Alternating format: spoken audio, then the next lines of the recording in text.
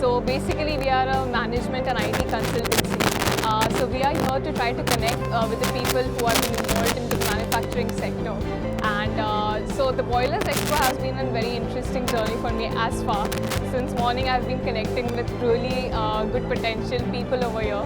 And basically our company provides with the supply chain solutions. We are into CRM as well. We are into cost optimization. The manufacturing has always been a fascinating area in our country, considering the way we have developed over the years. So it has been a quite good leverage for our economical structure as well. And looking at taking a steps towards being Atmanirbhar, independent, we are doing really great. So this is what I'm expecting from here onwards also. I would like to leave a special note for the youth.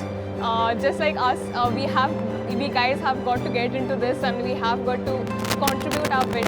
So I believe manufacturing sector is something where we could actually, help and try and get our country a step closer towards development and progress.